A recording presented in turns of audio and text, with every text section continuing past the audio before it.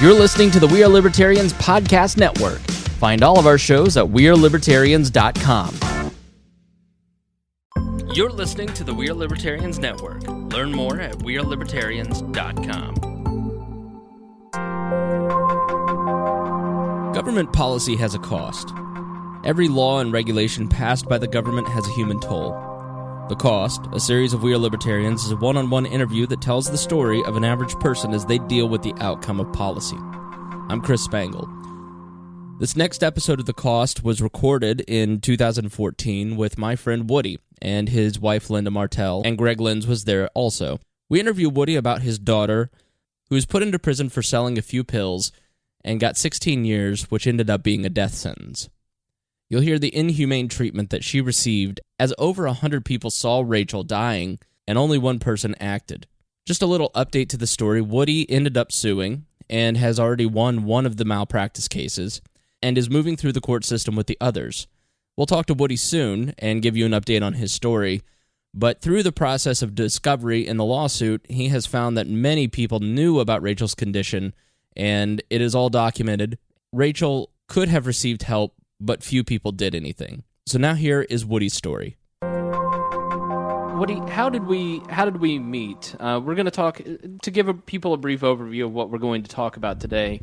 Woody and I met a few years ago, and there was a situation with his daughter, and we're going to talk about the cost of privatizing prisons and privatizing services. And I know I've alluded to Woody's story on the podcast in the past, but we want to tell Rachel's story, to put it out there so people understand the cost of some of these privatizations and the failures at some of these levels.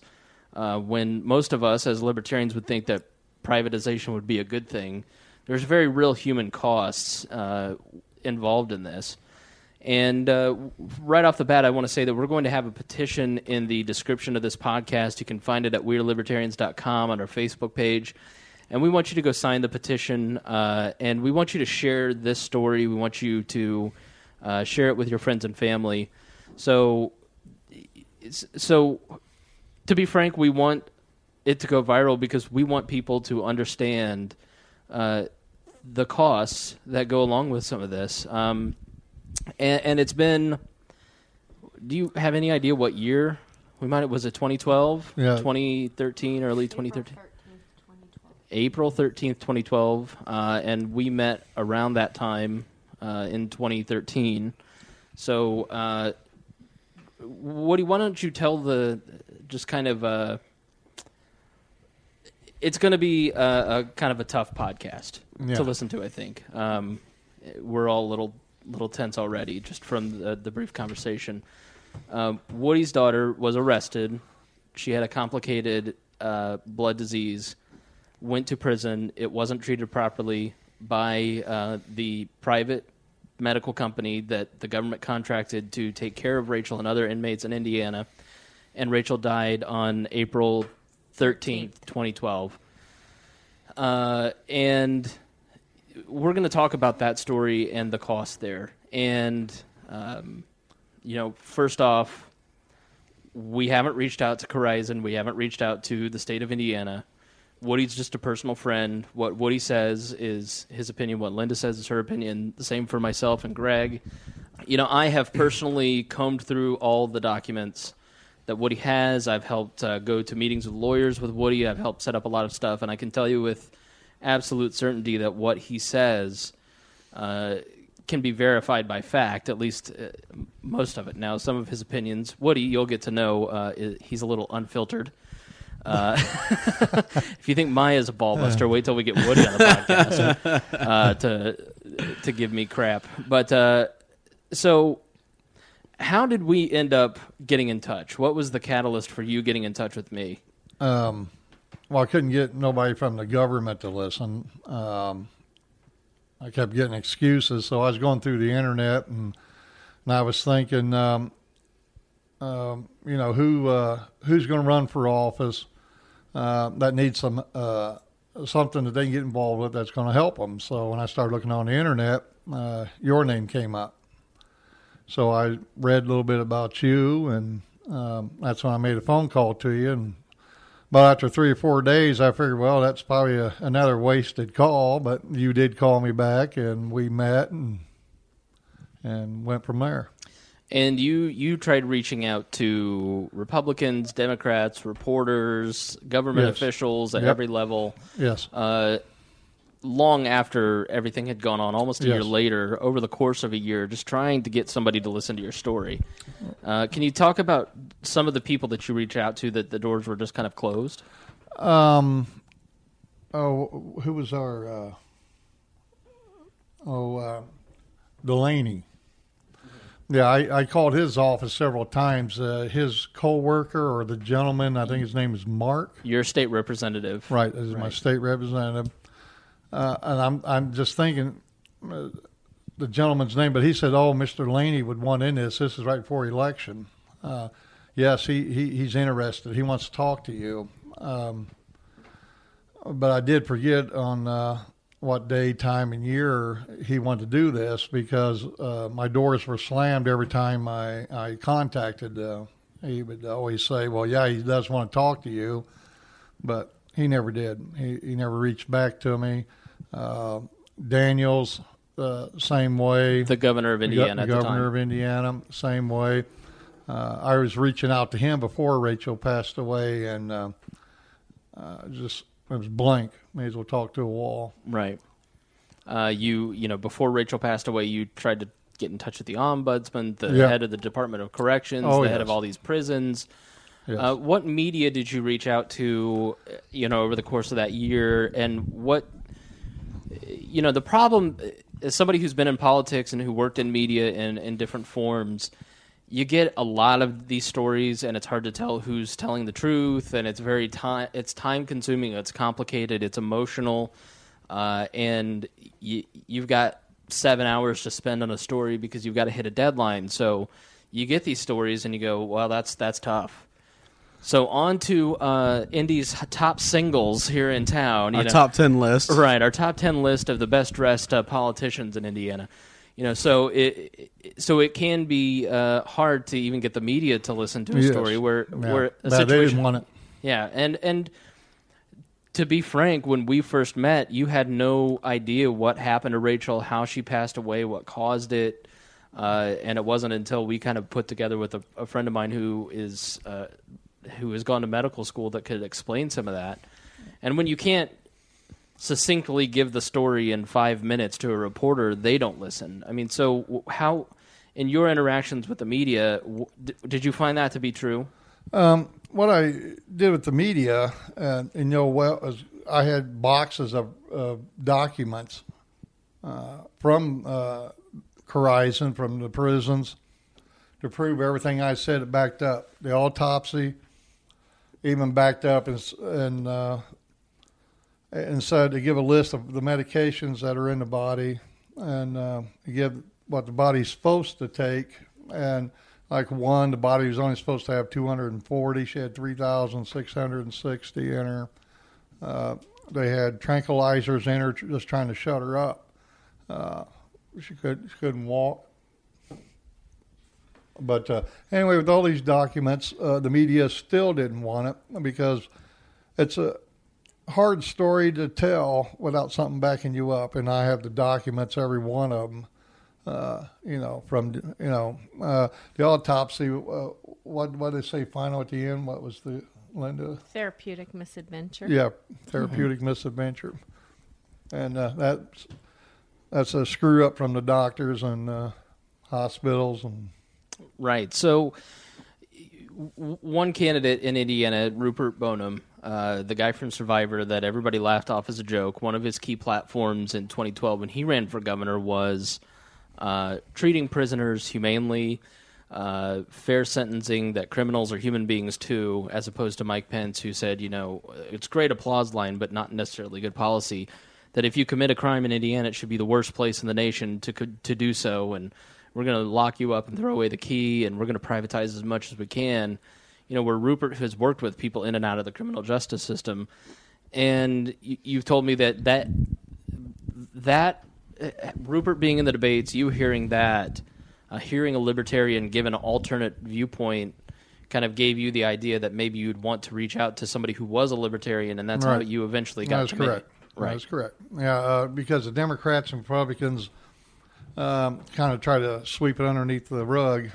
So, like I said, when I went on the internet and looked, it came up libertarians. And then I started reading down through there, and your name was in there quite a bit.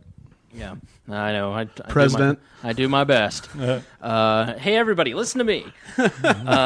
So we started talking, and it did take me a couple weeks to get back to you, but I finally met you, and you invited me over to the house, and you invite me over to your house. I just go over to a stranger's house and hang out, and then you bring a box of documents, and we start looking it over, and you tell me the story, and it just, you had been working with a lawyer for a very long time. Several different lawyers. And Woody is tough on lawyers. This is the guy that you want heading up the bar association. I'm telling you, like, nobody gives lawyers more crap than this guy here.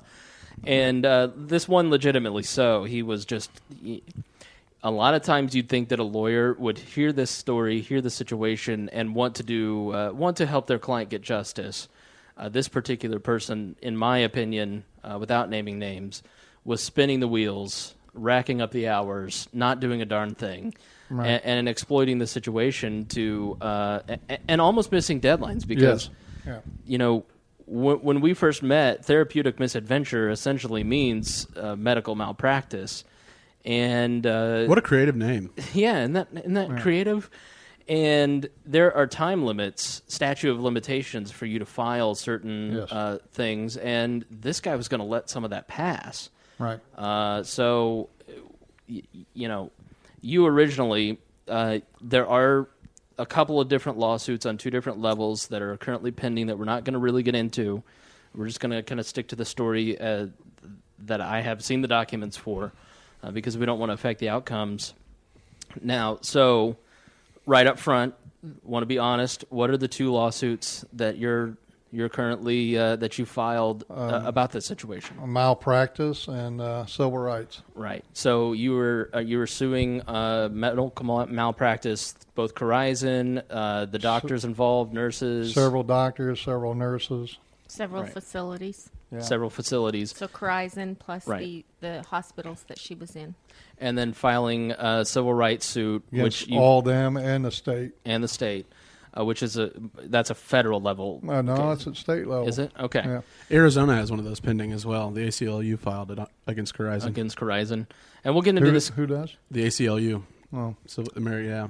But if you look up Corizon, though, there's only lawsuits. Hundreds, yeah. Yeah, so we'll get to Corizon in just a minute, but and feel free to be honest about this, what is the reason that you filed these lawsuits?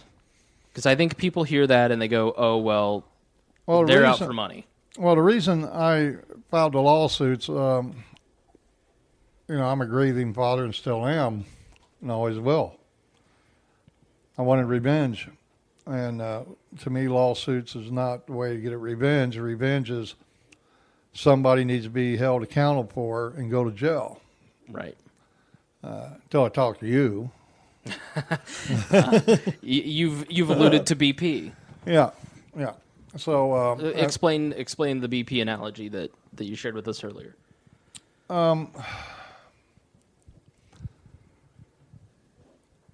Well. Meaning people. He believes that when the oil spill happened and BP arrest or had their two vice presidents got arrested for it as negligent, that's what we'd like to see. Yeah, because if we got true justice, somebody would go to jail for what they did. Because they arrested these guys because they knew there was a problem in that oil well. Right. And they ignored it. Now, what's the difference here? With Rachel, Corizon knew it, our government knew it, and they ignored it. Yeah. And then... and we'll get into all that in just a moment. That's just like GM. Now they're talking about arresting them because they knew ahead of time. What's the difference here? Right. If you can explain to me so I can understand, then I'd be all right. But I don't think there's any way that can happen. So we met, and you and I talked about you starting a grassroots campaign to get people arrested, and which is sort of something we're beginning today. You also talked about going and lobbying your state legislators, which you had tried, and I gave you the advice that you should sue. And now I've always been a person that believes that. Generally, what I think most of us think, if you sue for medical malpractice, if you sue for these things, that people are generally out for money. But the more that I really thought about it, Rachel was legitimately wronged. It's very clear in the documents that you have. And what language do these people speak? It's money. We don't have a legal system that allows for the proper justice for this family, or for the restitution that they'd like to see, which is people being arrested for their daughter dying unnecessarily. Yeah, but if my child was under my care and they died, I'd be held responsible. Mm-hmm. What makes them above me? What makes them better than me? Right. They're not. We're supposed to be equal. Right. And it was my advice to you to get a new lawyer and start looking into lawsuits. Because that was the furthest thing from my mind. Right. So taxpayers, you can thank me. Well, I mean, it's a sad state of affairs that in the private prison system, lawsuits are your only system of accountability, transparency. Yeah, but the Attorney General makes that decision if it goes to court or not. If he would have took the time and investigated like his job is supposed to be, then we wouldn't be having all this. He'll say, yes, we were in the wrong. I'm sorry, this is law, so we're going to end this right now. But no, he likes to do every case that goes in front of him. He does not inspect them, investigate it all. He automatically turns it over to some lawyer and say, fight him. So, there's taxpayers' money wasted. They only want sure things. Yeah. They only want laydowns. So you did go to try and keep the state accountable. Yes. You went and filed for a tort claim. Yes. And what was the result of that? And can you explain what that is, the process? A tort and what claim happened? is something you gotta file.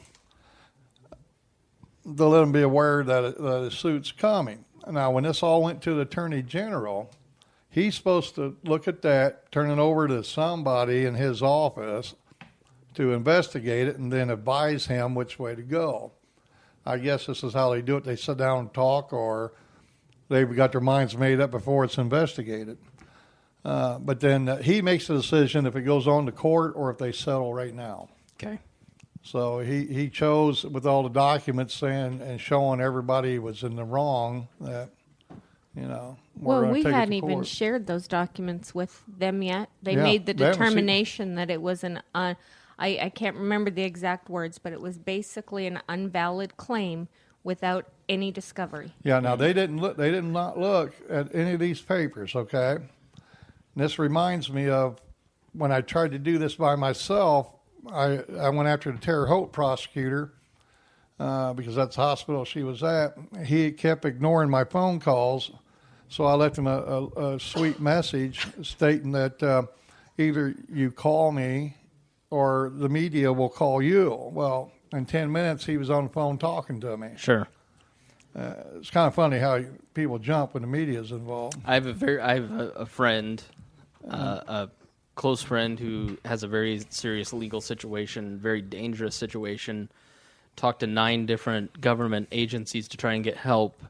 No one would help her until she showed up to the Channel 6. 10 minutes later, there's a police officer there to take a statement.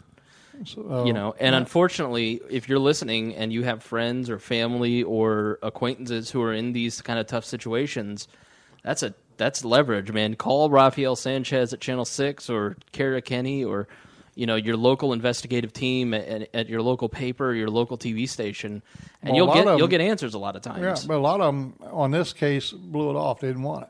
Right. Like 59 and all them, they didn't want it. They didn't. They wanted the story as long as they didn't bring the government, and they didn't bring Horizon, and they didn't bring any sort of political agenda. Yeah, so they wanted it as public interest story. We're not interested in sharing the story just to share our grief. We're interested in we want change. Then accountability. All right. Right. And then that prosecutor in Terre Haute says, okay, he goes, I understand. I'm so sorry about your loss. I'll have an investigator get a hold of you. Well, I'm not giving any names, but a state officer called and got my side of the story. And then 2 days later, he called me up and says, well, I'm done. I said, wow, that's pretty quick. Yeah. Nothing, nobody did anything wrong. I said, really, 2 days? You're pretty good, sir. And can I have a copy of that report? And he said, sure can. I'll email it to you. Well, for one, he couldn't spell her name right, didn't get her birthday right, didn't get her age right. So that kind of tells you where his mind and everybody was going on over there in Terre Haute area on an investigation. They didn't care. So let's talk a little bit about Corizon. Let's get into the details here. So we've given kind of an overview of what we're going to talk about. Let's talk about who is Corizon. It's not the only company out there that does this, but we're using them as sort of we're making an example of them for what goes on in a lot of our different prison systems, and a lot of so-called freedom Republicans push for this kind of privatization. Who is Corizon, Greg? Corizon is a company. It used to be correctional medical services, and then in 2011 they merged with PHS, private health systems or prison health systems, also known as PHS Correctional Healthcare. That was their largest competitor. So now they are the 800-pound gorilla in the room. No one's close. They're in 28 states. They're private, and they have over $1.5 billion in annual revenue. Yeah, but they're being dropped in some of the states. They've lost some. They're getting ready to lose Florida if they don't conform on an audit. They're having the same issues that clearly you've encountered. Arizona has an ACLU lawsuit against them, and they have had more prisoners die by an average of about 40% from 2010 to 2012 since contracting out to them. Sure.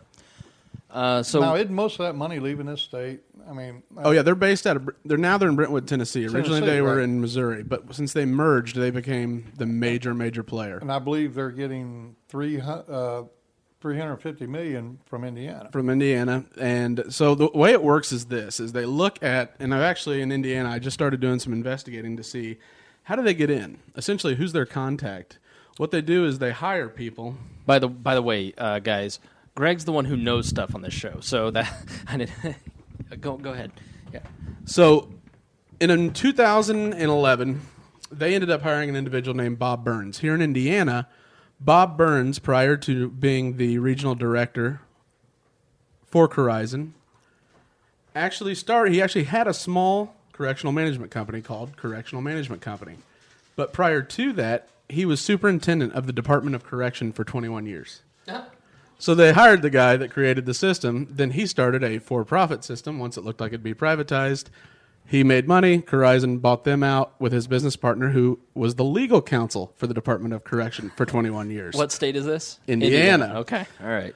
So it makes it pretty easy to have the governor's phone number on speed dial when you just go around hiring his appointees and winning contracts, which in many states there's no competitor.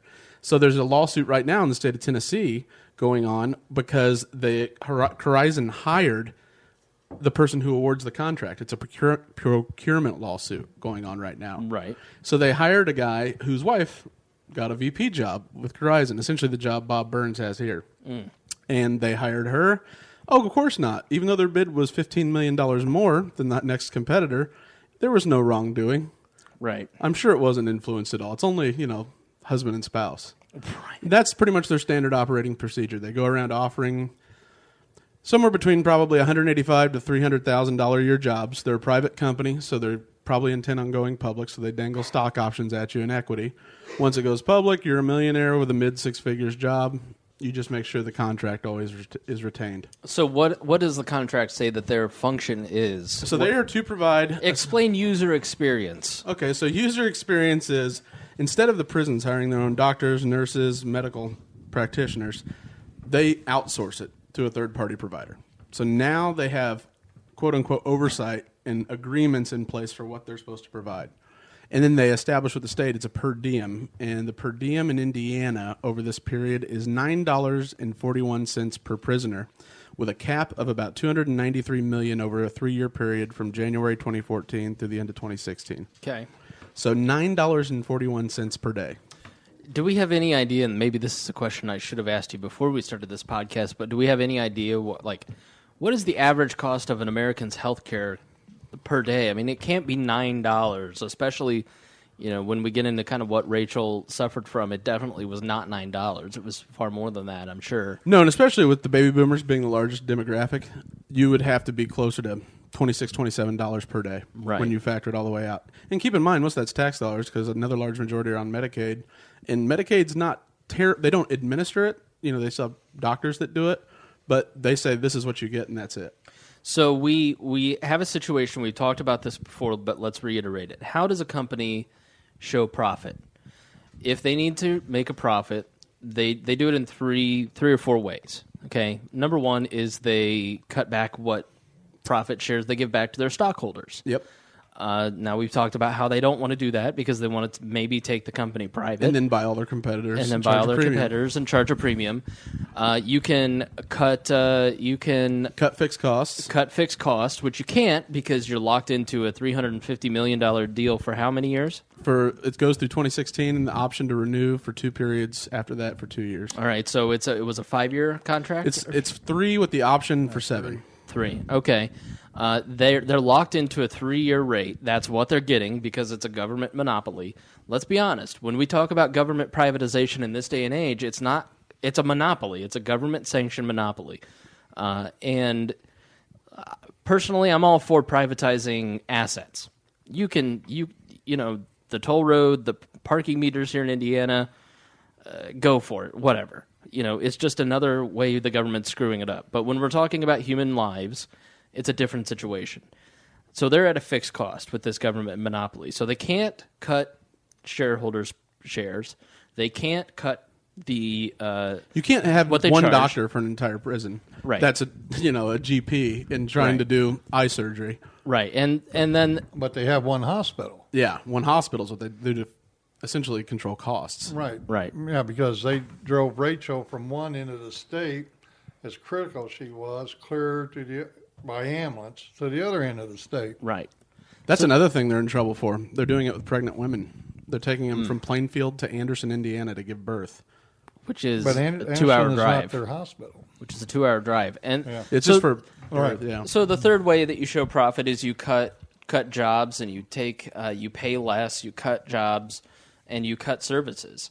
In this situation, in a business, you pay your people less, you don't provide them as many benefits, you don't provide as good of a service, and that's exactly what's happened in this case. In my opinion, the way that Corizon is showing a profit is they're cutting the services to the most vulnerable, the people who don't have the option to leave the hospital and go to, you can't go from Eskenazi here in town to St. Vincent's to St. Francis to Community, the 4 hospitals here in town. You don't have that choice. You're in prison. You're stuck, and you're at the mercy of what the prison guards and what the state has contracted with this company. And who, if there is a problem, who's going to believe them? Because they're criminals anyways, right? And again, I would refer you all to go watch the documentary "The House I Live In" on Netflix, or I don't know if it's on Netflix currently on streaming, but look it up and watch "The House I Live In," because this goes directly to this entire story stems out of the attitude that anyone who's ever committed a crime is worth less than anyone who has not, and that is completely false. No, pretty much all of us commit at least a minor felony every day. Right. Yeah. It's impossible not to. So what are some other facts about Corizon that we ought to be aware of? Well, the really interesting one to me is, one, you were right. I mean, Minnesota, they're reviewing theirs. State after state. This is starting to catch traction, and that's been the big issue. The reason it's taken so long, in my opinion, is what you were talking about, where the prisoners are the product. Mm-hmm. And that's what people don't see, is people think about it where the Indiana citizen is the person benefiting, right? We're spending less money, it's more efficient, all these things. In reality, those are our neighbors, family, brothers, sisters, everything. And it's what's actually happening is we're just getting a crappier product. Yep. We're getting a used Datsun under a brand new Chevy Silverado brand, and but this is reality. These are people, and they've infected people with HIV by reusing new needles in Arizona. Yep. Another person had a hernia in his nether regions that became so large it would take up half the bowl when he sat to pee. Jeez. And it was denied. Another person went and had a lab in Arizona. This was all in a report that the ACLU is going to use. He went to have lab work done. They discovered he had cancer. So the lab, though, was not under Corizon. Corizon decided, we're not going to tell him because then we'd have to treat him. So they didn't tell the guy for 7 months until it got to stage 4, and then he died a month later. Jeez. Yep. So these are all case studies. Government-run healthcare at its finest. It's like twice as bad because it's like government is administering it, but then there's no oversight, whereas in elections there's no oversight whatsoever. That's why I say the only way you can get accountability is to sue. Otherwise, they're going to have the government. But suing them, it's not hurting them because they're insured. No, but it can create awareness. Right. Because you can do class action lawsuits. And it also gives you another opportunity, and it gives you more resources to fight with, Woody. I mean, how much can I ask, and if you don't, it's up to you guys if you want to put this number out there. How much, in general terms, has it cost your family a significant amount of resources to sue? Yes. Our time involved a lot. We're on the road a lot, searching. You know that for 2 years, I've been nothing but searching and phone calls and trying to have meetings and running into brick walls everywhere. Sure. Up till she died, we had a lot of time because we felt they were moving her, hiding her. When we got close to her, all of a sudden she wasn't there anymore. Right. Finding her. We made hundreds of calls, money out to several lawyers to get documents. At one point when she was still sick at this point she was at IWP, we hired... Indiana Women's Prison. Right. And we hired a lawyer at the county that she had been convicted to try and get her released into our custody. Yeah. So that we could get her moved out of Corizon and into a real hospital, and we would have paid for it ourselves. Right. We already paid, money to get it started, and then she died. So, and you guys are regular folks. Woody runs the best barbecue stand in the world, and he'll tell you no different. I don't pay him that much to say that. You have a fantastic website at flamingwoodbbq.com, designed by a very talented young web director. Young. I did it for How much did you hire those Indian kids for? But, you guys are not, you're just, no offense, regular people. Yes. Trying to fight the government by yourself, and it's coming across. Hard to do. It's the hardest thing because we are nobodies to the government. Mm-hmm. We are low people. We're low income people, so we don't mean nothing to them. Right. So the doors has been slammed on us so many times, But you got to understand, I'm old school. You better slam the door harder because I'm still coming. Yeah, and that's Woody's tenacity is the only reason that it's just he's a bulldog, and not everybody has the kind of energy and tenacity that Woody has. So can we talk a little bit about Rachel and her story specifically, because we've kind of talked the overarching, the 50,000-foot view to kind of give people some context. But let's talk about Rachel specifically and her situation. Can you tell us a little bit about her before she went to prison? Oh, she loved kids. She was. She's a mom, correct? She had lost 2 children. Okay. So she had delivered a little girl and a little boy and lost them both due to her blood disease, That was how they discovered that she has lupus, antiphospholipid antibody syndrome, and ITP. What is ITP? ITP is a blood clotting disorder. Okay. So it's very hard. She has to be very well managed because her blood will it will clot very heavily, and she'll start throwing blood clots to her legs and everyone knows. I mean, this is the cause of strokes, and this is why you have all sorts of issues with your lungs and stuff. So it needs to be well managed, and she was managing it through her hematologist. And everything was fine before she went to prison. Sure. Now, had she ever been in trouble with the law in any way, shape, or form? No. This was a one-time thing. Even the judge sat there and said, I'm going to hold you till last. So at the end of the day, he told her, he goes, you've been a good girl all your life. You've never been in trouble. He goes, I don't want to do this. But he goes, when you get to where you're going, file for a time cut and I'll grant it to you, which he didn't do it. But she was a 22-year-old girl that made a stupid decision one time. Can you tell us what those decisions were? She sold prescription medication to an undercover officer. Okay. Do you have any idea why she did that? I mean, why would she? Well, we have theories, but nothing we should probably put out there. Okay. Yeah, she's part of it is too that she losing 2 babies. She was grieving. Right. And you when you're young and you're grieving, you make stupid decisions. Right. You probably drink with the wrong people, or and someone talks you into it, and you think, what can it hurt? I'm going to do a favor for a friend. Right. So what was her sentence? Wow. 16 years. Okay. On a first offense. On a first offense. I'm guessing that it has less to do with her individual situation and more to do with sentencing guidelines and being pigeonholed by the state legislature, and they're, trying to look good for campaign season. Right. Yes.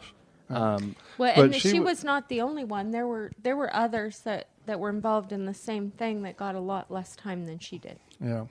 She had to do 8 years, and I think the last 8 years was going to be on home arrest, something like that. Mm-hmm. So, makes a mistake, first-time offense, gets 16 years, nonviolent offense. Violent criminals that I know of, we can't get them to spend any time in jail. No. Oh, no. No, it's on the news where, here they've caught guys with guns 1 year, and 2 years later they're on the streets again with guns again. Sure. So I don't know how they worked that one out. But the guy that broke into the White House will probably get less than 16 years. Sure. Yeah. So where does she go from there?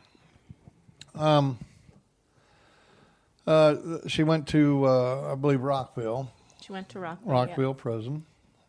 And she took some classes. Yeah, she graduated. This is her graduation picture while she was there. And then they told her that she should do the transfer down to Madison because Madison was it was a lower level, and she'd be able to get a lot more classes, which would increase her accelerate how quickly she can be done. So she was looking at getting out. What's bad about that though is the only hospital in the state of Indiana that has anything to do with Horizon and their contract is in Terre Haute. Rockville's right there by Terre Haute. Knowing she's this sick, why did they send her clear at the other end of the state as far south as you can go? So when was the first indication? So she's in prison. How long was she in prison before you both got word that there might be a situation with her health? Well, an inmate. When did she go in? When was she sentenced and then started serving time? I guess is maybe to give people a time frame here. I'm gonna say it was 2011. Okay. I don't have the exact month on. No, I think it's 10. 2010. Sometime in May 2000. So spring 2010. when do you guys get the first indication that there's something wrong with her health? The call came in to her mother March 19th from an inmate. Of what year? 2012. Okay, so 2 years later. All right. From an inmate, called her mother and said that they're taking Rachel out in an ambulance. She's been laying and bleeding through her eyes, ears, and nose for 3 weeks, and they just been leaving her lay. What facility is she at this point? She was at Madison. Okay, which is in southern Indiana. Southern Indiana. And the inmate told Sue that Rachel had been in Madison and she was in the dog program and she couldn't get up. And they would have to lift her up, and 2 inmates would have to carry her to the toilet because she couldn't walk. Yeah. And the guards kept telling She's them faking. she's just faking. Right. Yeah, she had these big hives, and they call them butterflies. Right. When you have lupus. And they were treating her for an allergy. Okay. So you guys have learned through trying to discover what happened and gathering documents that before that she had been having issues. Yeah, the documents, well,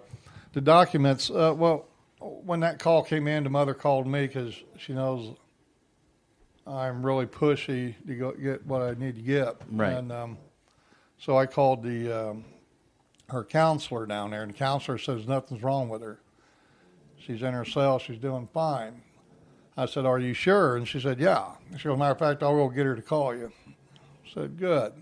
Well, about 3 hours later, she called me back and said, you're right, she's not here. And I said, well, it's kind of funny. I know what's going on at your prison, and you don't. Right. And I said, where's she at? Well, I don't know. It's none of my business. Once they leave here, it's none of my business. And that's when the search started. But during this search, we found out she was having trouble. This was in March, clear back in December when all this started. Okay. She spent New Year's Eve at the Kings and Queens Daughters emergency room because she was bleeding profusely, and they treated her for 6 hours, gave her 2 blood transfusions, and sent her back to the prison. So it was clear that there was something seriously wrong in December of 2011, Yes. and going into 2012, it wasn't,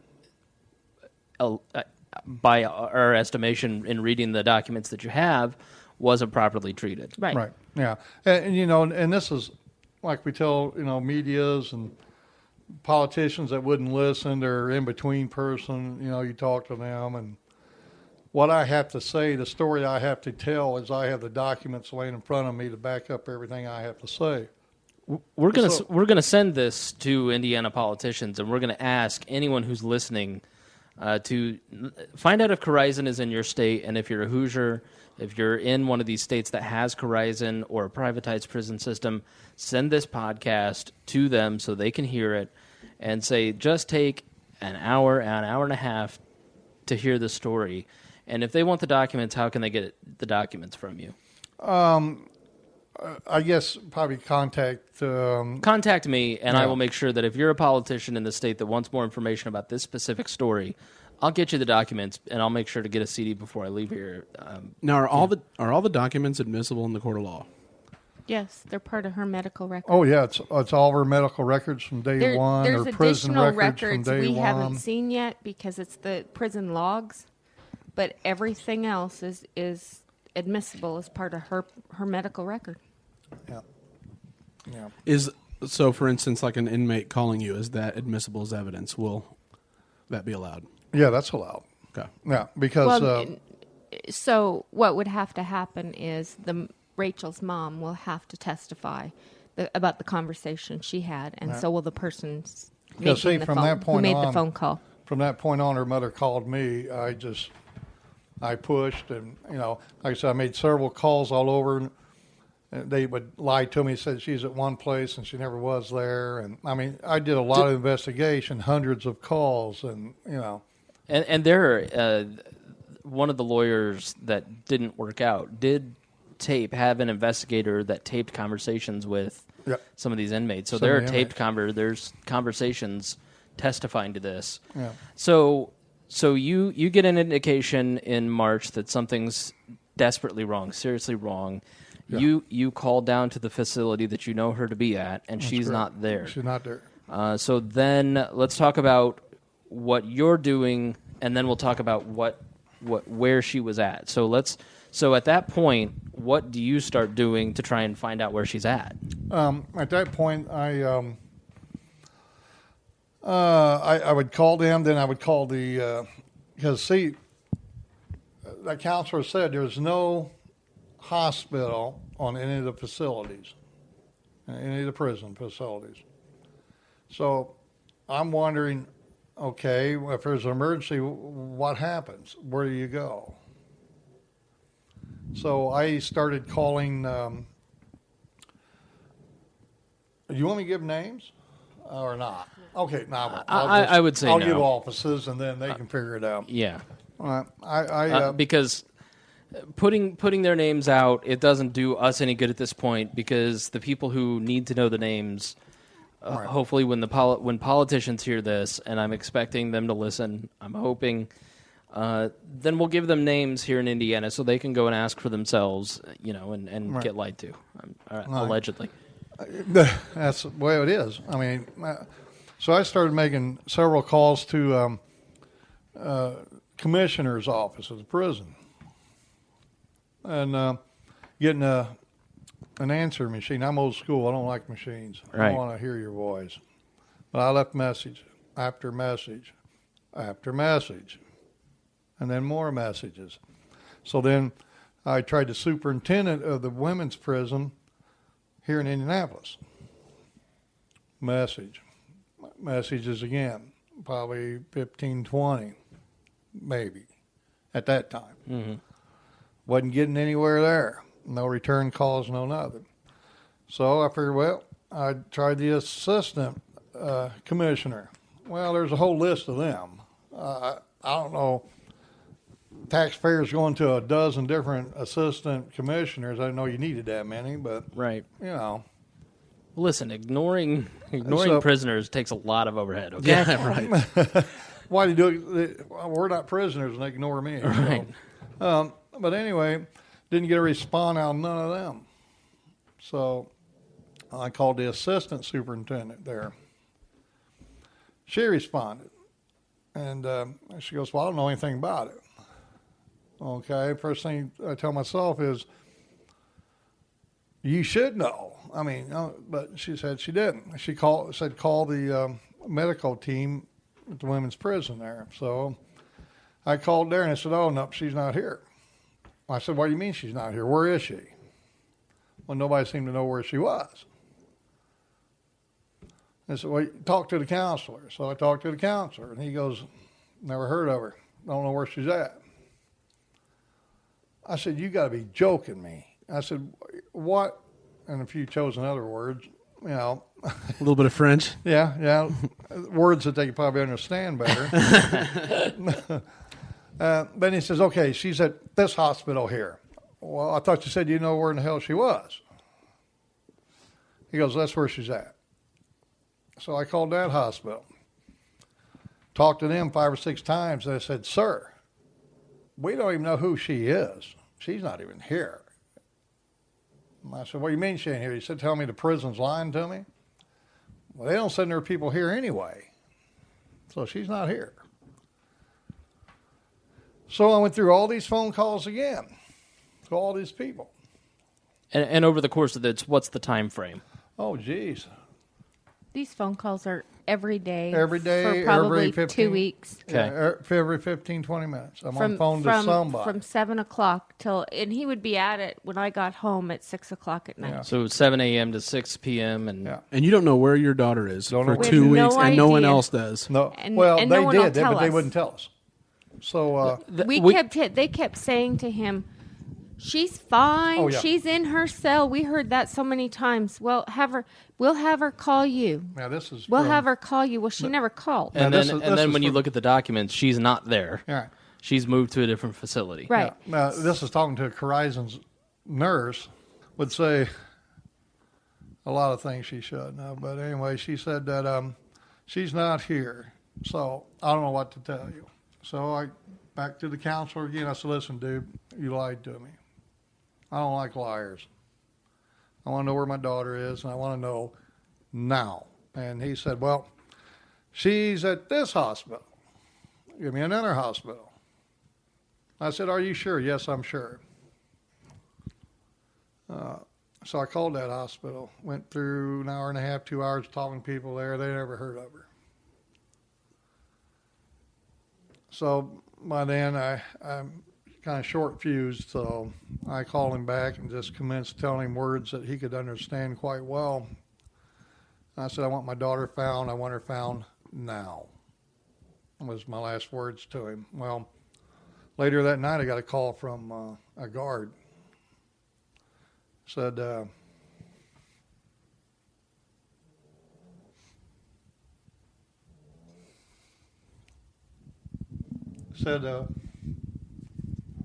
you Mr. Wood? And I said, yeah. Rachel's dad? And I said, yep. He goes, well, she's here. And I said,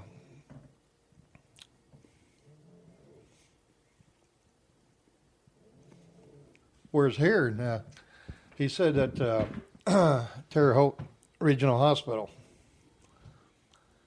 She's not doing too good. He goes, that's all I can tell you. And he hung up.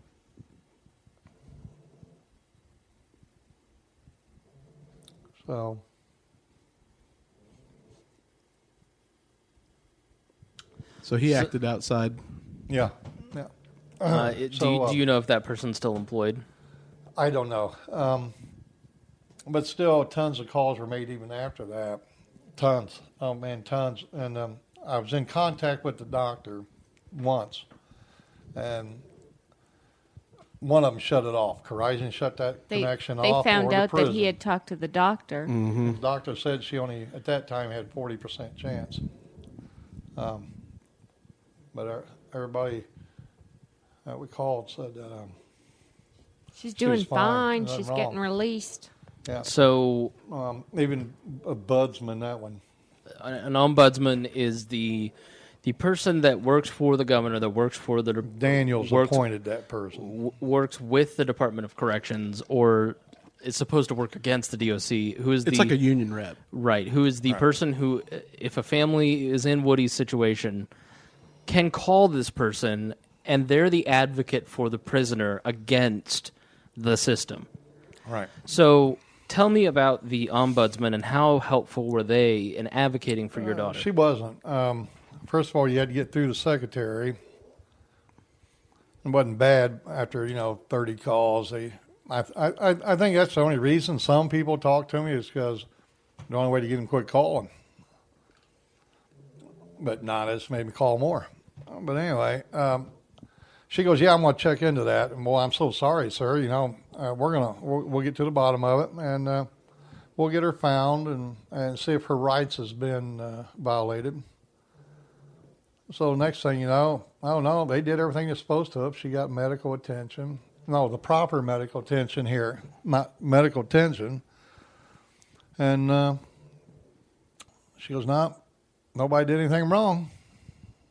Right. So the same answer as the system is giving you, the advocate for your daughter is giving you that answer. I'd kind of like to see how many reports where the prisoner was right that she stood up for. Sure. I'd probably count them all on one hand, maybe.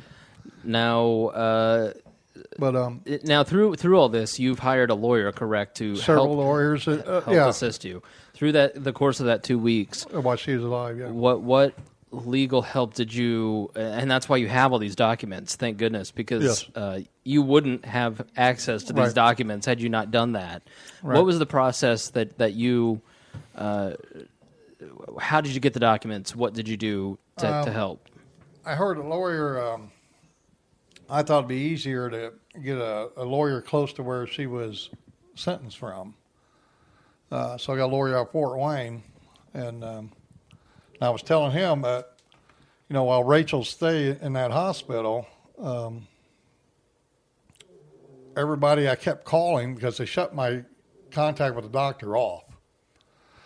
And they kept saying, nothing's wrong with Rachel. She's doing great. Don't you worry about, can I see her? No. Well, they went to the point of making false reports that I was at the hospital with flowers. Allegedly? Yeah. Yeah.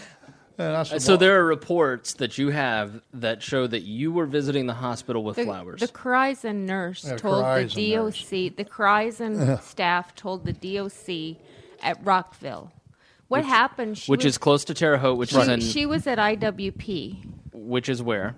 This is in Indianapolis. She was in Madison. She got transferred out of Madison when she left with the ambulance, bleeding profusely. That's in the very southern tip of Indiana, sort of near Louisville. And she got moved up to Indianapolis, or Indiana Women's Prison, which is in Indianapolis. Right. It has an infirmary. Center of the state. They said they moved her up there because it had a hospital in the building. It has an infirmary, just like they all do. Few beds, that's it. Right. And they don't have a doctor on staff 24/7. Nope. They have a single nurse that keeps... The dog's a little loud. It sounds like you're farting, Woody. No. Dog's sleeping, snores like Linda. So they have a single nurse, and when they thought that he was getting too close, when he figured out that she was at Indianapolis Women's Prison, they had her moved to Rockville. She failed her intake into Rockville. She was too sick to actually be in Rockville, so they transferred her. They never actually put her into Rockville. They put her in Terre Haute Women's Prison, and Indianapolis Women's Prison put out an escapee bulletin on her. Yeah. She had escaped this entire time. She can't walk. Track of her. So she has no consciousness. Nobody knows where she's at, so they claim that she's escaped. She's conscious. She was conscious the whole time. She can't walk. Okay. She's bleeding that they can't stop. She's in unbearable pain, and they can't seem to fix it. That's why they loaded her down with morphine, they tranquilizers. They gave her morphine and painkillers and tranquilizers and anti-anxiety meds. Yeah. And in the entire time, she's laying in the bed crying. So from December to the end, essentially what's happening is every time she gets more and more uncomfortable because of what is actually causing the pain, which is the clotting and the blood issue, the lupus. It is they give her anti-anxiety medicine and they give her tranquilizers, morphine, pain pills, and so she's just to keep her calm and quiet. Yeah, that's when you read a lot of the documents. It goes, well, she's resting calmly. Well, what the hell do you expect? All that in you? Of course, you're going to rest calmly. Mm-hmm. You know, but they've anyway, got her on morphine and Vicodin and Percocet and at very high doses. Yes. Right. Oh yeah, more than what the body's supposed to have had. I mean, when you read the amounts in the autopsy report and in the dosages at the hospital before she passes away, it's very high dosages. Yes, very high. Yeah, and then we when they stopped that communication between us and the doctor again, we're back doing all these phone calls again over and over. And then every time you call Daniel's office, they'd hook you up with this woman's office name. Her name's whatever. But her job is to oversee Khorasan. Mm-hmm. So one of the things I was telling Budsman that was that if you were doing your job, reading the daily reports, you could see things aren't working, and you should have stepped in. Sure. But anyway, you couldn't get that lady from that office. I couldn't get past her secretary. The secretary was mean. And finally, how I got the woman in charge to call me was that last message, I said, you know what? The media is going to be all over you on this. Well, it seems like that word works a lot, even though the media is not. 5 minutes, she called me back. Sure. She talked to me like I was a lowlife. I was a burden. There was nothing wrong with Rachel, and not to tell her how to do her job. Right. But her job is to oversee Khorasan. You know, so she should be reading daily reports on the people that's injured and sick in the system. Mm-hmm. But she doesn't do that.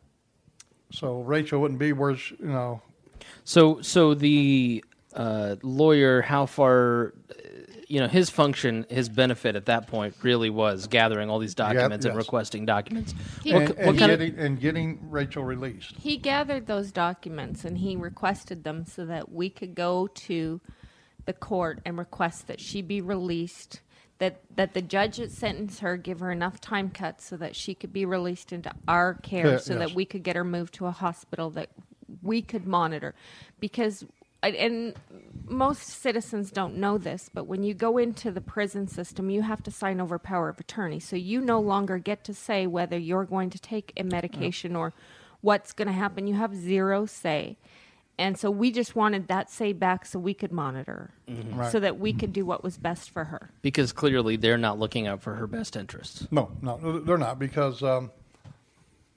if they were, they would never have told us that they didn't know where she was. Right. So so that's what the lawyer did. He got us all the documents, all the prison documents, all the medical documents, and helping us get to the judge. I mean, we were 2 days off from taking it in front of the judge. So you get the call from the Terre Haute prison system. A guard recognizes that there's just something off. Somebody out of the dozens, hundreds, or 100 people that came in touch with Rachel, people within the system, people that work for Corizon, that work for the DOC, that worked for the governor's office, whomever, dozens or over 100 maybe, from the course of December to the point in April 13th when she passed away, one person does the right thing and calls you and tells you where she's at and says, something's wrong here. I better do something. I better do the right thing, speak up, and make sure that this family knows where their daughter is. Because I bet they're looking for her because something's not right. And I'm sure that he had heard we were looking because Woody was making hundreds of phone calls, hundreds. We went through 4,800 minutes in April, in like from the 1st of April to the 13th. I mean, so he was on the phone all day long. Sure. Yeah. So one person in the system does the right thing, which is just stunning, that human beings... Well, after she passed, I don't know if the guy still has a job. I do know changes were made quickly, within a week. I do know that... To benefit prisoners or to benefit self-preservation? I don't know what the changes were because the ombudsman woman said to me, I'll never forget that either, this... told me, she goes, you know what? You've been wanting that meeting with that commissioner. I'll put that together. See, because I can get him to do things what other people can't. So I'll put that meeting you want if you promise not to go after the prison. Right. And I said a few chosen words to her and hung up. Yeah. So if you promise not to fight the system and you just accept it, then you'll get a meeting and that'll make you feel good. But she told me, she goes, that her and the commissioner was over in Rockville with the superintendent and had a meeting that following week. So she's rejected from one women's prison in Terre Haute, taken to another. They recognize that it's very serious and they take her to a hospital. What happens to Rachel at the hospital? Well, at the hospital, they had her on a system where she was, what do you call that, unconscious, doing her breathing and everything for her. So this is April what? March 29th. Yeah. All right, she got transferred March 29th to Terre Haute. Right. Okay, so March 29th, she's at the Terre Haute Hospital. Yeah. And so she's in a coma. It's an induced coma. Right. Well, when I talked to the doctor, I talked to him twice, didn't we? Mm-hmm. Talked to him twice. He was stating the seriousness of it, trouble with her lungs, trouble with her heart, and she only had 40% chance. They're going to do this test and that test, and then they cut off that communication. Well, and Woody had talked to Corizon again, and he had said, well, because he kept asking, kept calling the prison and calling Corizon, saying, I want a visitor, I want a visitor. Yeah, and it seemed like Corizon was calling the shots on all this, They kept saying, no, you can't, yeah. It has to be 30 days. She'll be fine. She'll be released pretty soon. 30 days or they have to be dying. Well, and so he said, well, and he made a comment, because you know Woody. He made a comment to them, and he said, well, what happens if I just show up? Well, 2 days later, the superintendent says, oh, you showed up with flowers and a card to the hospital. Now, that was my idea. I said, Terre Haute's a public place. Let's show up. And at the very least, we'll stand in the waiting room and scream her name. Right. And she'll know we're there because she's alone. She doesn't have her mom. She doesn't have us. She has no one. No, she had nobody there with her to... Yeah. And it's clear from the documents that she is in and out of consciousness at certain points. Yep. So during all this, everybody kept saying she was fine. She was fine, and then I got wind from Horizon, one of the nurses at Rockville, the only nurse at Rockville. They only have one nurse there at these places. But anyway, told me that she's doing so well, they're going to release her back into the system. So I totally blew up on her. How in the hell can you release her back into the system? She's sick. Well, she's doing a lot better.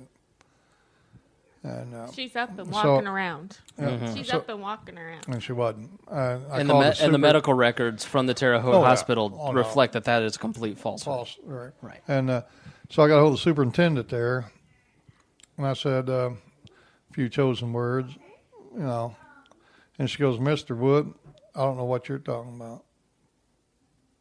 She goes, "I never heard of Rachel coming back to this prison." I said, "Well, then you better have a talk with that nurse." And so anyway,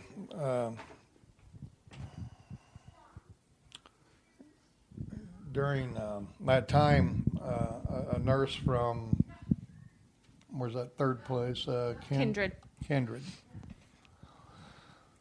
Kindred is the private hospital that she's... Kindred's a rehab hospital. Yeah, it's an LTAC, a long-term care facility. Shouldn't even been brought into this because they can't take care of Rachel. It's like a hospice. So anyway, when you're terminally ill, that's where you go, or if you have a long rehab. So the nurse said they're on their way to see Rachel. I don't know why she called me for it, but I said, okay. And then I told her what was all going on. She goes, I'll do what I can do. At that point, it seemed like a nice lady. When she called me back and said that she's crying, she goes, I've never seen anything like this. She goes, oh, my God. She goes, you need to sue these people. And I said, what's going on? She goes, I tried to get them to release her to me. And the doctor was on the phone with Horizon. Well, I can give you the name they were talking to, but I won't. But Horizon. I said, so Horizon's still calling the shots? She goes, yes. Horizon wants her out of there. And she goes, I'm telling you, by the way it looks to me, it's all about the dollar. Like, they've done spent enough money there at that hospital on her, so they're trying to get her out of there. So they're trying to release her from Kindred and take her to... No, she was still at Terre Haute. Kindred had gone to Terre Haute. Someone from Kindred had gone to Terre Haute to do an assessment whether they felt that Kindred would be able to take care of her. Okay. Yeah, and Kindred, which is what happens with an LTAC situation. And then this person is calling you saying, this is a very bad situation. Yes, it was really bad, she said. And she goes, this woman's name from Horizon said, well, it's up to the board. It's not up to me. So later that day, she called me back and she goes, well, they approved it. They're going to let her come to Kindred, and you're going to be able to see her because we're going to let you see her. And I said, okay, when's it going to happen? And she goes, tomorrow. So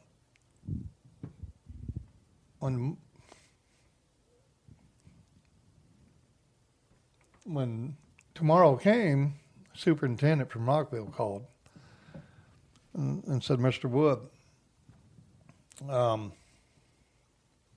went and seen your daughter last night. She goes, too many conflicting stories are going on. I had to see for myself. And she goes, I think you better go see her.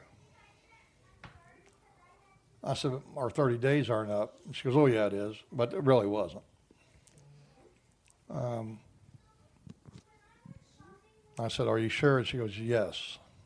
You need to go see her. Now, keep in mind when you talk to her, when she tries to talk to you, you got to lay your ear right on her lips. So that has to be on her lips because you're not going to hear her. Sure. At this point, At she's that so point. weak, and Yeah.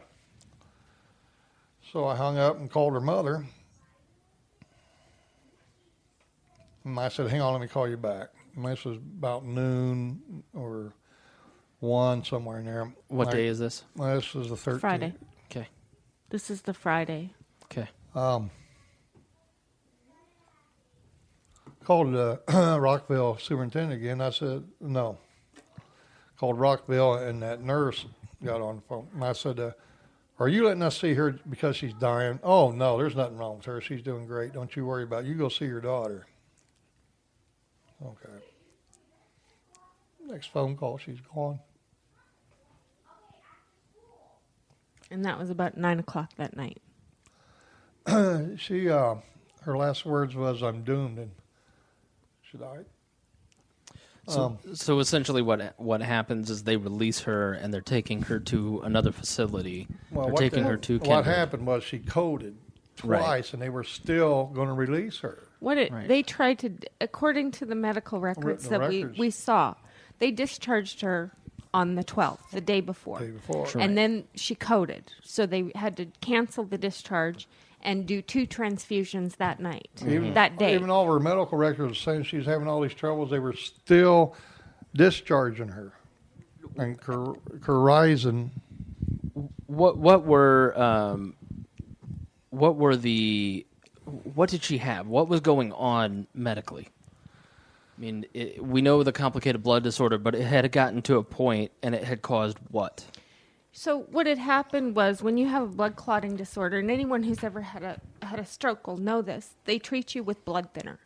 Well, they had given her so much blood thinner that she couldn't clot at all now. So it's running from her orifices. She's bleeding lungs out of her. Filled up. Her lungs filled up. She's having Stomach, trouble they bleeding. pump gallons out of her stomach. So she's bleeding. They can't stop it.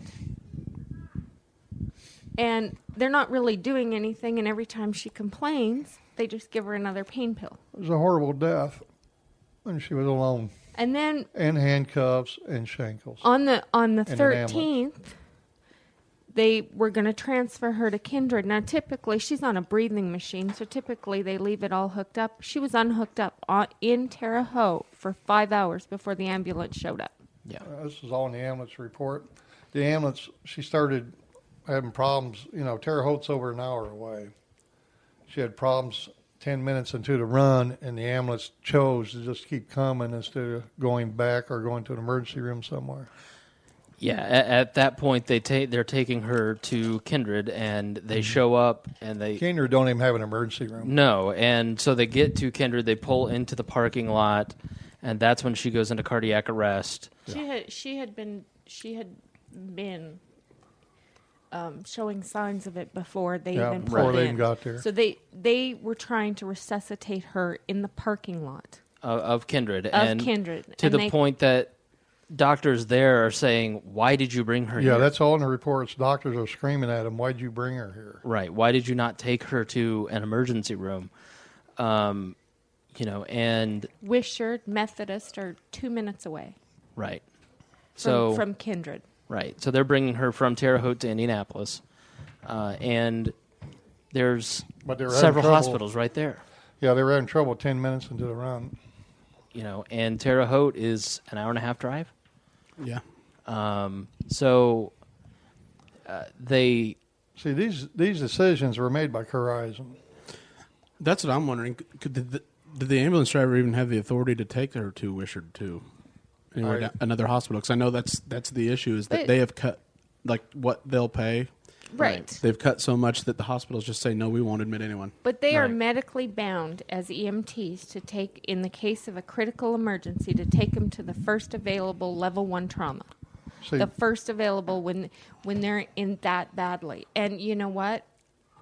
The Wishart was a state-run hospital, so regardless of the contract with Corizon, they dropped their contract with Corizon. They cannot deny treatment. That's why all those girls are having to go to Anderson for the pregnancies. Yeah. So the official cause of death, according to the autopsy, is that cardiac arrest, but also a full body hemorrhage. Right, there's therapeutic misadventure, and it wasn't until we met nearly a year later that I had a friend who had gone to medical school, that somebody who could explain this to you guys.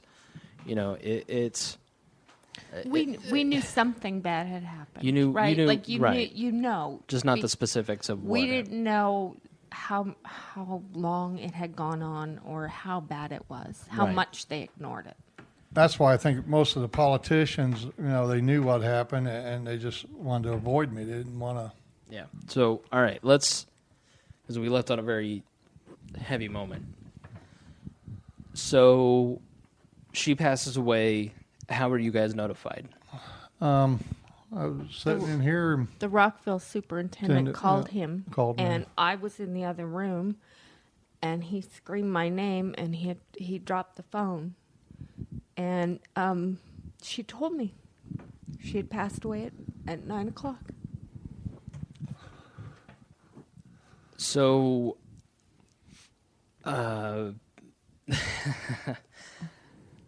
not laughing. It's a difficult story. It's a very difficult story, and it's a heavy moment. I mean, it was probably the single worst moment him and I have had together. Sure. So what do you do at that point? I mean, other than grieve, I mean, as far as turning your eyes towards justice for Rachel, I mean, does it start immediately? Well, after the because it's very before we get to that, what was also so upsetting, she was I guess probably the wrong term, she was state property. So they come up to your doorstep and say, "What, here, we killed your kid, now you go bury him." Right. I mean, yeah, they basically said... Oh, they signed her off as soon as she died. I mean, they signed her off immediately because I called the... where do you want us to send the body? You need to bury her. No, they said pick her up at the... So how was there not... Did they do an autopsy or did you guys push for that? We asked. We requested one, and then... And Corizon tried to get that, too. And I strictly told them, there's no copies go to nobody. Who did the autopsy, and they tried to get the copies from that entity? Who did the autopsy? Was it Marion County? Marion County did the autopsy. So we had requested from Kindred that they send it directly to get an autopsy, which is their standard procedure. When the first and then we called the Marion County coroner. Woody called the Marion County coroner and told them that because she's now our property, Corizon doesn't get a copy. And they said the state doesn't get a copy. Corizon were on the list to get a copy. I said, no, they're not. Right. You tell us that it's our responsibility that she's now ours, then she's ours. Right. Yeah. So, and the autopsy is really how we have pieced together. Like I said, I mean, we're sitting at a table nearly a year later, probably 360 days later, and we're talking to this friend of mine, and they're outlining for you guys the specifics of what happened, and reading the autopsy, and that's how, the documentation, the forethought of all that just is incredible because it has given you a fighting chance. It's given you closure, because without any of that, you guys wouldn't know anything. No. I mean, it's just unbelievable to me. The lawyers were surprised. They were amazed. Like, where in the hell did you get all this? And I just told it doesn't matter. I got it. That's all that matters. I mean, it's changed. I mean, I did majority of their work. Right. So. And then you would think that it would be easy to find a lawyer. No. To take this hard. case because it is so complicated and because the state's involved and everything else. It actually took us a while to find a lawyer that A, would take the case, and B, we could trust. Yeah, because your search for lawyers, you have to think about it. This is not just it's not Joan Rivers, where Joan Rivers gets a procedure and there's one doctor messing up. This is Oh, this is a complicated system that tries to cover its tracks with dozens of people coming in contact with your daughter at multiple levels. Each one of them have to be interviewed. You have to build this enormous case, and then you're up against unlimited resources. And then in a city the size of Indianapolis, there's like 3 or 4 lawyers that will do a civil rights action lawsuit. Right. Well, and you said it best, Chris. 100 people have seen her since she first got sick, and 1 did the right thing. Right. Mm-hmm. So that's what we're up against. 1 out of 100 doing the right thing for her. But, it's, the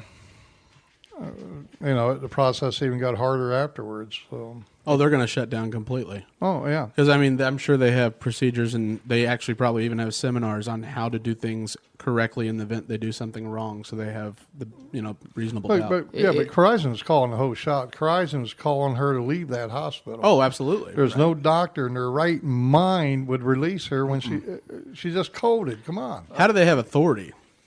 That's definitely in the contract with the state. All right. That has to go. It is we, the taxpayers, the voters, that are giving them this authority through our legislature. It is not negotiated by us because they sit. I was reading about how they come to terms, and they sit down, and essentially it's a bit like a constitutional convention or a contractual negotiation.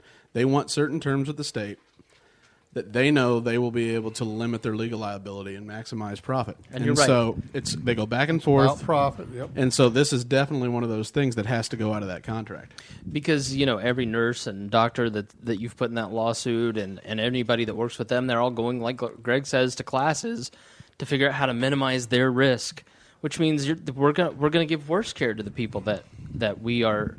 They're wards of the state, which means we are, as voters and taxpayers, responsible for the lives and welfare of people like Rachel Wood and the people that are currently serving time. And it is so easy for you to say, oh, well, they're just a criminal. But Rachel wasn't a criminal. Rachel made a mistake. And Rachel went to a system that didn't look out for her best welfare. And, if you're listening to this podcast and you don't do anything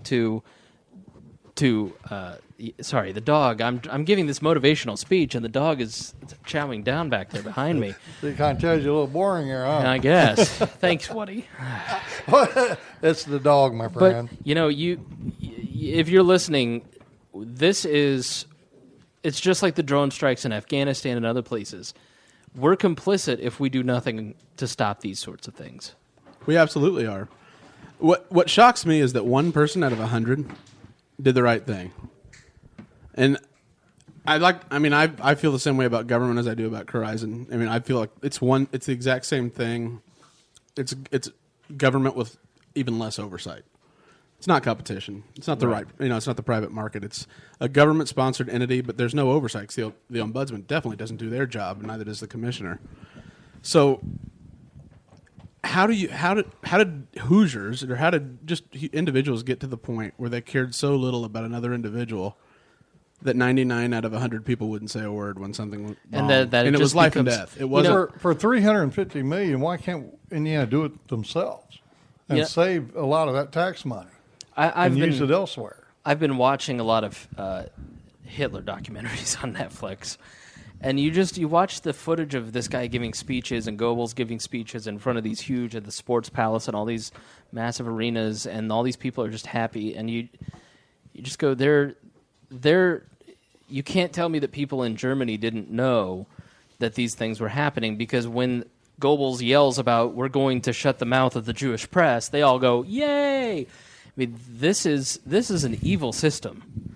This is a system that those people who did nothing, that are part of the system to save their jobs, are out of self-preservation, are participating in evil.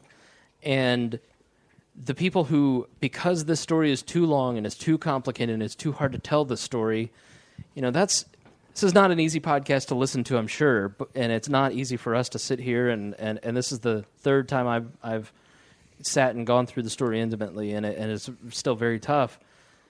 But we have to be faced with the evil of the system that we have allowed to be created in our name. Yeah, and, why hasn't, and again, it's going to be like a recording, why hasn't the prosecutor stepped up at least investigated this, because, again, if something happens to my child here, I'm held responsible because the child is in my care. Right. So what gives government officials and what gives Horizon the right to do what they want without paying the price for this? And I'm not talking money. Right. What gives them super rights? Yeah. What makes them different than you, Woody? So what are things that you'd like to see happen? What, the lawsuit is to speak their language, and it's not necessarily something that you want, but it's something that a few of us have talked you into. Yes.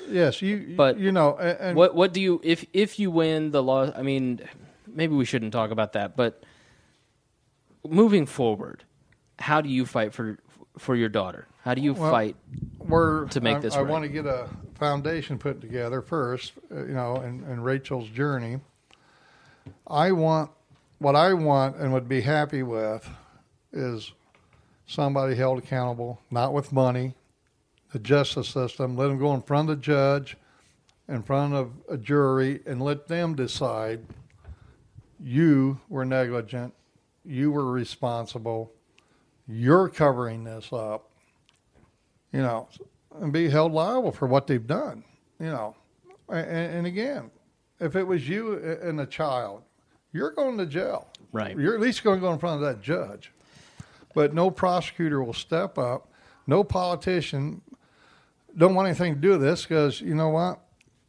They think it's just going to blow away. And that's the whole thing. Horizon knows it's going to blow away. The government knows it's going to blow away. So their contract just got renewed. Yeah. So why come up with a system and don't give them another contract? You have plenty of time to do this then. It's not like you can do it overnight. So look, whenever their contract's up, you got all this time to do that. Come up with a system. A lot of that tax money can be back here in Indiana where it belongs and used for something else. Yeah. Linda, what would you like to see happen? I mean, what is moving forward? I would like to see the people that let this happen to Rachel actually have to sign over their own power of attorney and spend some time in the very system that they helped create. Because then they'll know what it is to be powerless. And making a mistake should not make someone completely powerless and at the mercy. I mean, Rachel it was a single mistake. 16 years was a lot, but the rest of her life was just unimaginable. Right. That, to me, I mean, that's entrapment. Undercover officer trying to purchase drugs. Mm-hmm. That should be gone immediately. That should not be allowed to happen ever, in my opinion. Kind of like entrapment, but yeah, totally. I mean, and part of what gets lost in the story, because it is a story, we're focusing on the justice system and the criminal system when you're inside. Let's not forget how she went there, and the laws that we've created to put people like Rachel into this situation. That's not even who people would want in there. Right. If you had everyone meet her and you put it up to a direct vote, there's no way. I think that would be 80% of criminals. You take somebody in her stage of mind, losing children, and you wave money underneath their nose. Of course, they're going to jump. And you solicit them Yeah. as an officer of the law. Or you say, hey, I need a favor. Can you just give these to another friend of mine? Right. You should never be coerced into a crime. Right. And then on top of that, the sentencing, the judge would not have given her that time had they been given a different option. And I know of a case where had a judge been able to give a person more time and more penalties for their behavior, a violent person, they would have. But they didn't because they couldn't, because they're pigeonholed. I mean, and the minimum sentencing laws have to go as well. And we want to look at that and we want to say, oh, well, it's rights for those who perpetrate crimes. We want to protect them by making it even and fair. But that's not justice. It may be fair, but it certainly isn't justice that these specific cases where you have these violent criminals get 10 days in jail and 2 years of probation, and then a Rachel Wood gets 16 years, that's not justice. That's insane. That is politicians trying to get votes by looking tough on drugs and other nonviolent offenses. I mean, public opinion has just bastardized the system completely. Right. It's unbelievable, really. I mean, you let these people go, all these big powerhouse companies are going to be able to do what they want. And they're doing it now. Somebody's got to step in and stop them. Somebody's got to step into the government and stop them. Right now, his last name's Lemon. He's the commissioner of the Department of Corrections. That is correct. He will be the next employee. Yep. Guaranteed. Of Corizon. Yeah. Without a doubt. Yep. That's the one that I probably left millions of messages. He'll be the next, I guarantee you, he'll be the next regional director of Corizon Health. You've been doing some research while we've been talking over the last And he's been ignoring my daughter while she was alive. So, well, not Greg, the Lemon, but No, the listeners might think that Greg was ignoring Rachel. But what are some of the things that you, while you were doing some research on the fly here, what are some things that you found, Greg? Well, Susan Hoppe, am I saying that right? Hoppe? She was appointed by Mitch Daniels, 25 years as a caseworker and social worker. She's the ombudsman. Ombudsman. There's quite a few articles about she's too soft, doesn't care enough. She's kind of the bitter social worker that's lost a little bit of touch. That was a lot of the concerns, and her record keeping was atrocious. But right now, at September 7th, the new ombudsman.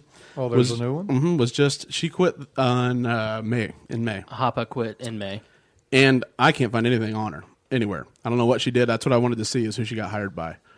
But the new one is right now being investigated or being questioned by the Indiana Congress, the House, and the committee is asking for record keeping, and they testified that there are hardly any records. They don't even have a count of the number of children that are in the system for the I forget the name of the organization, but essentially foster care and then child welfare services. They don't have a list of every individual. That's how bad Susan Hoppe was at record keeping. That's unbelievable. Well, and so I look at that because this whole story I hear, and I'm livid at Corizon. I'm livid that, one, I don't even know what you call it, because it's definitely not privatization, because there's no competition to offer better services. And yet that's what it's called. And two, the people in government roles didn't do anything anyway. Because if anyone's going to have a feeling of justice, a feeling of that you're representing someone on behalf of the people, it's someone in a government position that's taxpayer funded. Because every dollar you pay goes to making sure that you have oversight of Rachel, and you didn't. And what legal recourse do you have? And what just chills me to the bone is that the system has not changed. It continues. And how many other Woodies and Rachels are there out there? Not everybody's like Woody, and not everybody's going to do what Woody's done and has the ability to do what Woody's done to try and fight for his kid. And how many other Rachels are there out there that don't have a Woody on their behalf because there's nobody else looking out for them? And it just, that's the most frightening thought out of all of this. Because what we're doing here, if we can get succeeded, that means we're looking for them out for them as well. Yeah. So, go ahead, Greg. Another interesting thing is that you talked to how many attorneys did you think you reached out to? Wow, like 60, 80? I would say at least 45. At least 45. Yeah. We met, not including the one that we hired before the team we have now. And the team for that one, and then the team for that one. Chris has met with us with what, 3 or 4? 3 or 4, yeah. But we've been to probably almost every attorney in Indianapolis. We've called them, or we've been there, or we've tried to get them engaged. And I imagine only a few you thought were capable of handling it and willing to. Well, each one of them would pretty well say something different, or some of them would say something close to the others. Well, wow, this is a real complicated case. we can only do malpractice, maybe. I said, well, I dropped the documents off 2 weeks ago. You had time. You could have read them. So there's no maybes because everything's in black and white. And number two, her civil rights. I mean, the government was supposed to protect her and oversee her, and everything that's happening with her. And they refused to do that. What's the problem? And we actually had 2 attorneys that said, well, you have a medical malpractice case, but I don't think you'll win in front of a jury because she's a convict. Yeah. Yes. Yep. Not only they said that, the assistant superintendent, when I finally got to talk to her, she goes, well, how'd you find out? And I said, well, an inmate called. Oh, you mean a convict? Yeah. You can't believe a convict. Can't put them up there. Can't accept that testimony. That's my concern. And I said, if I can't believe a convict, then where in the hell's my daughter? Right. Why haven't I got a phone call? Why? Who's telling the truth and who's not in the story? So where do I go to see her? You're the assistant superintendent. You tell me. So is the team that you guys are currently working with, is that somebody that came from one of my recommendations? One of them, yes. Okay. If Woody hadn't, I have been a part of the political system in Indianapolis for 10 years now. And I went to a lawyer friend of mine, a libertarian lawyer, gave him a 5-minute debriefing on what the situation was. It's complicated. I asked him for 3 recommendations, and he's very well connected in the legal system in Indiana and here in town, and that's how they got a recommendation. So again, to get anything done, you've got to find an advocate who can kind of understand and help you navigate the system to get what you need, which is crazy. And I don't mind doing that at all, but it shouldn't be that way. It's so frustrating and maddening when you've got something that, I don't have a law degree. I have no desire to ever be a lawyer. I don't have, I'm just a person with common sense, and I sat down and read the documents. And within an hour or two of looking over what you guys have, and we have hundreds of sheets. Clear what happened. And so for a lawyer to say after 2 weeks that it's very complicated, I'm not quite, it's a total bull. It is. It's. I have my question is so a lot of your paperwork you have received. Has any of it come maybe like from a guard or someone reaching out? We haven't seen any of the prison logs yet. Yeah, we haven't seen none of the prison logs. Every guard, every shift has to do a log. And we haven't seen any of those, especially for the time that she was in Terre Haute Hospital. We know the guards that were in her room, has to be in her room all the time. The nurses, anybody, they're the ones that fed her, what she could eat. Right. That was the guards. We haven't seen those. All we have seen was the medical records that the lawyer we hired prior to her passing away. And with the case, we're right in the middle of discovery. So we should be seeing it at some point, and we haven't yet. Yeah. I would just say do everything to the T, because they'll come after every technicality imaginable. Oh, like that showing up with flowers. Right. Oh, yeah. I'd want the video of that in the hospital immediately. I'd want my credit card statements proving I was, Where'd you buy the flowers? Where's, it just... So the story is not done, and you're 2 years out, and who knows how much longer both cases are going to take. I mean, it's just a very long and involved process to fight the system, and it just... I think I could probably get faster results if our politicians would listen and step up. The prosecutors, if they'll listen and say, maybe we should investigate this because these people knew. I can take the prosecutor's records and they'll see it was neglected. Well, there's a difference between civil and criminal. I mean, civil, it's 2 parties trying to argue your case. And in a criminal case, it is the weight of the government and the force of government coming down on you, and you have to defend yourself at this point. It's it's guilty until proven innocent. Anymore. Right. It's it says that they knew all along and just ignored it. The crazy thing is there is so much evidence. Yes. And they're not being charged or investigated for more than what Rachel did. Right. You know, it's just insane to me. So, well, they also probably negotiated their procedures and decision-making process and got it approved. Right. So, like, when they decided to just keep taking her from Terre Haute to Indianapolis, I would bet that now, like Wishart or someone would have had to take her, but those EMT, they wouldn't have been reimbursed, so they wouldn't have sought payment. Right. And then there would have been repercussions down the line. And one, man, that's so tough that, I mean, I can understand it. It's just, that has to be reformed. There has to be a systemic audit of the decision-making process if they're going to keep this system. So many of the behaviors of everyone involved in this story is manipulated by government policy. There is a law or a policy that has been passed by our legislature, enacted by our governor, that causes the behavior of these people in this story to act against their better nature, to act against their conscience, to act against what is decent for another human being. And when we talk about the dangers of growing the government too large, it isn't hyperbole.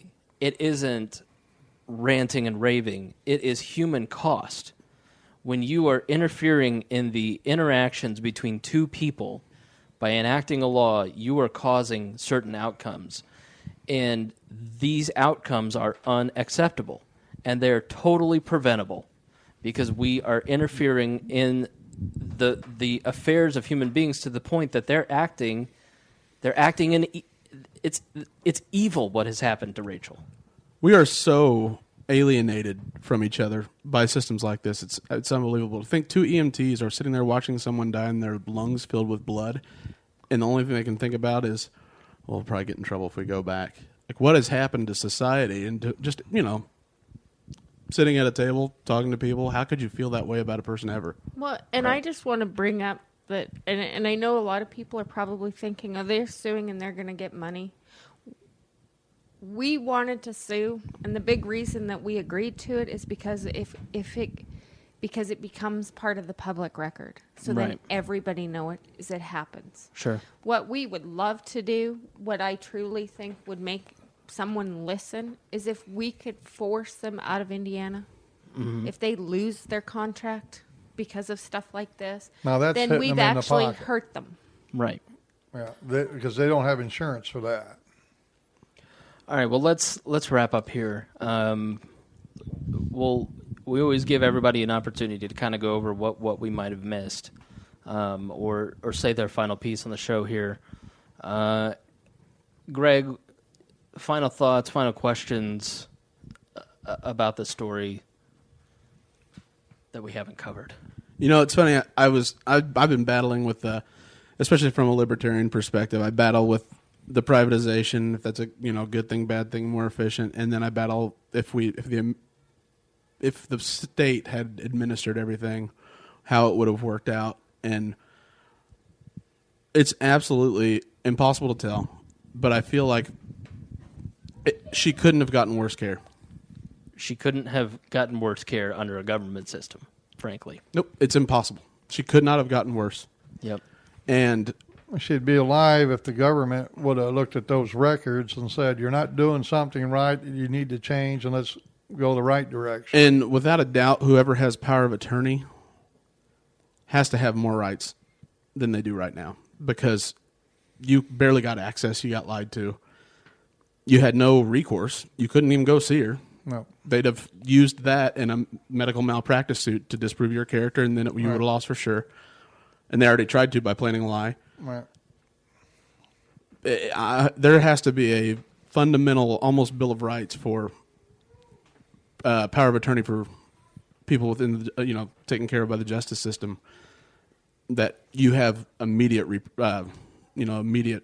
I don't want to say remediation because there's no getting reimbursed or bringing her back, but no. You have to have a certain patient or a certain rights as her power of attorney. Yeah. there needs to be an ombudsman that does their job. Just at yeah, every level. Even if the ombudsman would have did their job, right? Because open door policy for sure. And I think what I like to, I'll say my piece, but so for each of you individually or together, I mean, final thoughts, things that you'd like to get out there, and after everything is done legally and everything is out there, we're going to come back and talk to you guys. We can give, with the court records, we want to give Corizon's story, we want to give the state story. They're not, if we call, they're not going to talk to us. They're not going to give an interview for this podcast. We just renewed our contract there. Right. They're not going to sit down and give us their side of the story.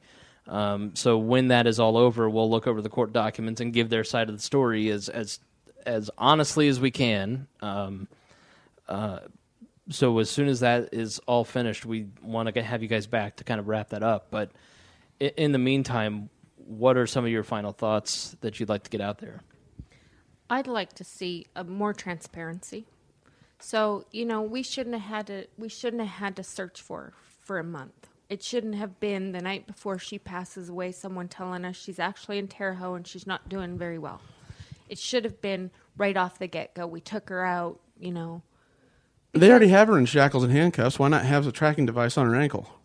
Sure. Well, she couldn't walk. Well, she couldn't walk. I mean, but have For something weeks. where you know where they are, even, Yeah, she couldn't walk. So that whole But thing, transparency would have made a big difference because we would have taken the time, instead of spending 11 hours a day trying to find her, trying to find out where she is, we would have spent that 11 hours a day with her every day. But see, their policy was after so long they're supposed to contact you, in which they didn't. They never did. They never did. I don't know exactly what the policy is, but it's something like serious illness or something they're supposed to contact. 24 hours 24 or or something 48 like hours. Yeah. they have never windows based on severity. Right. Yeah. So, Woody? my thought is, if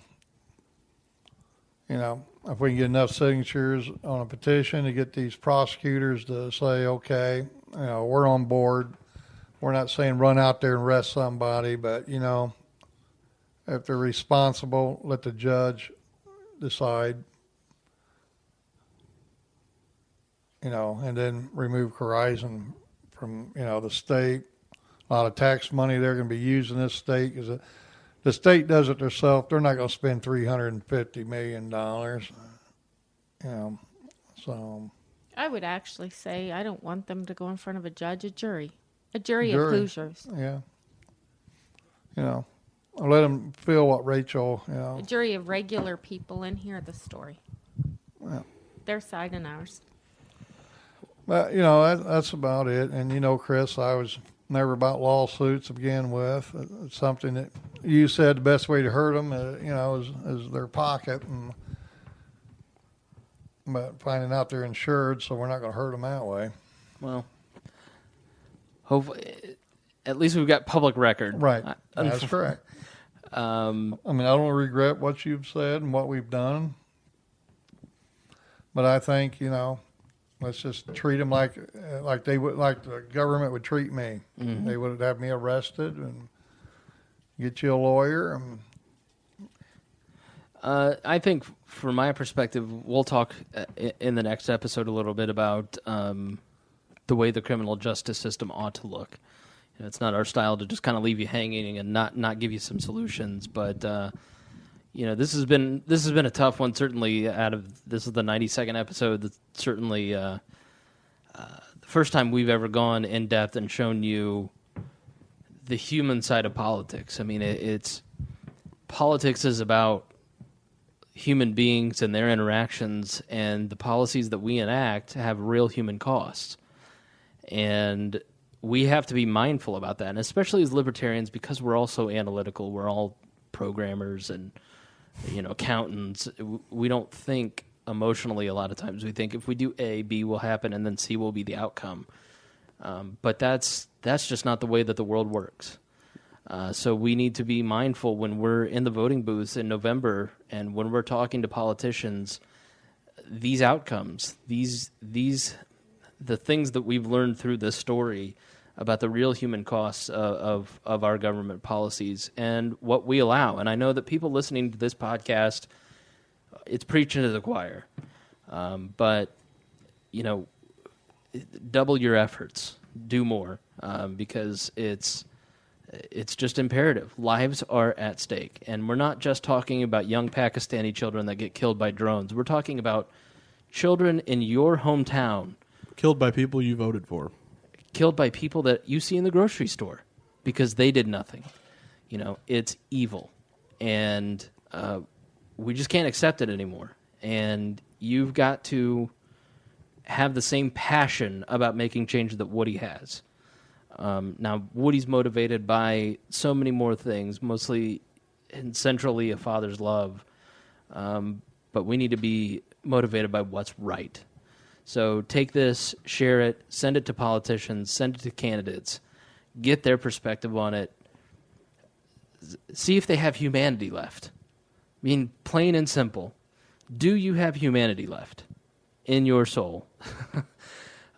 So thank you for listening to this episode of We Are Libertarians, and thank you guys for telling the story and so much. Thank you guys having us in your home. Yeah. Thanks for having us. So, and if you're in Indianapolis, please look up Flaming Wood BBQ. I'll give my plug to Woody. He makes a mean barbecue. The brisket's amazing, but it's all good. So come out if you're in the Indianapolis area. I don't know if you're still cooking this summer, and you want to meet Woody on Fridays and Saturdays from 11 in the afternoon on at 116th in College. 106th in College. You'll see a barbecue stand Fridays and Saturdays, weather permitting, at 11 a.m. on until he runs out of food. Stop by, grab a bite, say you heard the podcast, meet Woody for yourself. You'll be thoroughly disappointed when you meet him in person. I'm just kidding. No. So Woody will give you a hard time, but you'll enjoy the food. So, all right. Thank you for listening to this episode of We Are Libertarians. And until next time, we'll see you soon. Thank you for listening to the We Are Libertarians Network. Get our other shows at wearelibertarians.com.